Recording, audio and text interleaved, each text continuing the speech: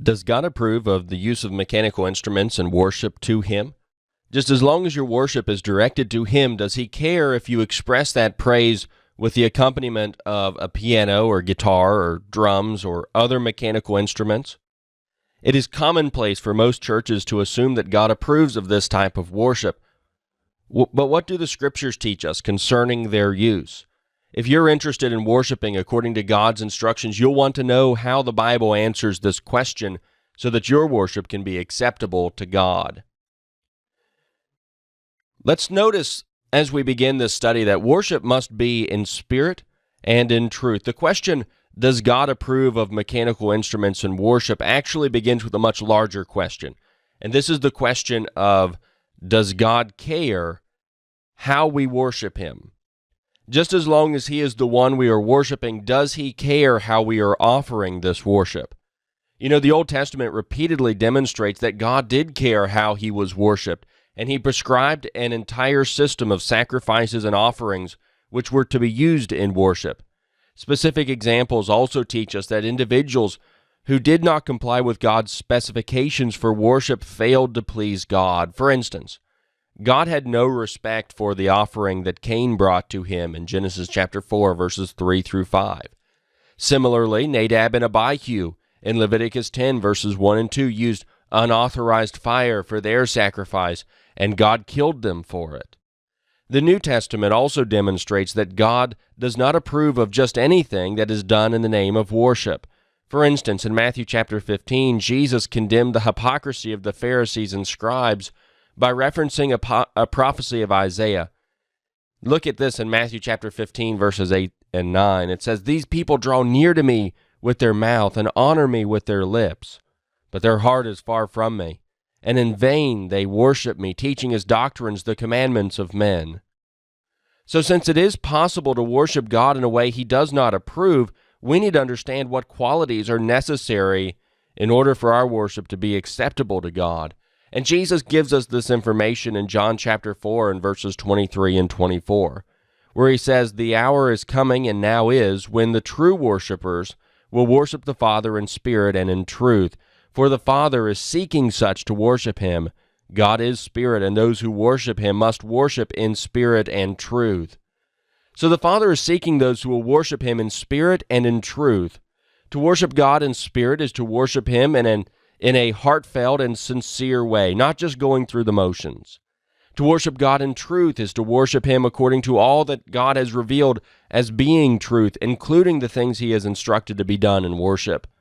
Therefore, an individual could fail to worship God acceptably by worshiping Him not in spirit and not in truth, by worshiping Him in spirit but not in truth, or by worshiping Him in truth but not in spirit. He requires both for acceptable worship. Now that you realize that not every form of worship is acceptable to God, you must consider whether God approves of the common practice of instrumental music or not. Let's examine the Scriptures. Here in Colossians chapter 3 and in verse 17, it instructs, "In whatever you do in word or deed, do all in the name of the Lord Jesus, giving thanks to God the Father through Him." So everything we do in our lives must be done by the authority of Jesus Christ in order to be acceptable to Him. Therefore, if we cannot find authority for the use of mechanical instruments in worship in the New Testament, we cannot please God to use them. Let's examine all that the New Testament authorizes regarding the type of music authorized in our worship. There are only 10 verses which specifically address this issue, and now please consider them with me. First, in Matthew chapter 26 and in verse 30, it says, "And when they had sung a hymn, they went out to the Mount of Olives." In Mark chapter 14 and verse 26, the parallel passage says, "And when they had sung a hymn, they went out to the Mount of Olives." In Acts chapter 16 and verse 25, while Paul and Silas were in prison, it says, "But at midnight Paul and Silas were praying and listening and singing hymns to God, and the prisoners were listening to them." In Romans chapter 15 and in verse 9, it says, "And that the Gentiles might glorify God for His mercy, as it is written, For this reason I will confess to you among the Gentiles, and sing to your name. In 1 Corinthians chapter 14 and in verse 15, it says, "What is the conclusion then? I will pray with the Spirit, and I will also pray with the understanding. I will sing with the Spirit, and I will also sing with the understanding." In Ephesians 5 and verse 19, it says, "Speaking to one another in psalms and hymns and spiritual songs, singing and making melody in your heart to the Lord." In Colossians 3 and verse 16, "Let the word of Christ dwell in you richly in all wisdom, teaching and admonishing one another in psalms and hymns and spiritual songs, singing with grace in your hearts to the Lord." In Hebrews chapter 2 and in verse 12, saying, "I will declare your name to my brethren. In the midst of the assembly I will sing praise to you." In Hebrews 13 verse 15, "Therefore by him let us continually offer the sacrifice of praise to God, that is, the fruit of our lips, giving thanks to his name." And then in James chapter 5 and verse 13, "Is anyone among you suffering? Let him pray. Is anyone cheerful? Let him sing psalms." This is all that the New Testament, which is the law that we live under today, this is all that the New Testament teaches on the subject of music and worship to God today. You should notice that there is not one word said about the use of mechanical instruments in worship. They were simply not used in churches in New Testament times. Instead, we only see references to singing. Particularly the passages we read in Ephesians 5 and verse 19 and Colossians 3 and verse 16 specified that the melody is to be made in our hearts to the Lord and that we are to sing psalms, hymns, and spiritual songs. I would simply challenge you, if you are interested in doing all things in the name of the Lord Jesus, as we read in Colossians 3 and verse 17, I would challenge you to make a list of all the New Testament passages which give authority for the use of the mechanical instrument in worship. You will not find a single passage to authorize such activity. But perhaps as you consider the Bible's teaching on the kind of music that is acceptable to God, you have an objection regarding the conclusion we've just reached, the conclusion being that the use of the mechanical instruments in worship to God is unauthorized. So let me take a few moments here to address some common objections to this conclusion. Well, one objection states, well, God authorized the use of mechanical instruments in worship in the Old Testament. And certainly you can observe mechanical instruments being used in the Old Testament. But does this authorize their use today? Colossians chapter 2 and verse 14 indicates that the Old Testament law was nailed to Jesus' cross.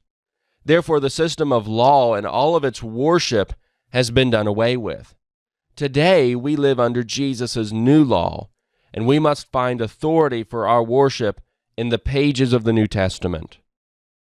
Second, another objection that is common is some would say, well, God does not say not to use instruments in worship. And that's true. There is not a single passage I can turn to in the Bible to show that God has directly condemned the practice of using instruments in worship today. However, there are many things God has not directly condemned that he has also not authorized. If God would have to tell us everything we must not do specifically, we would never be able to read through the Bible.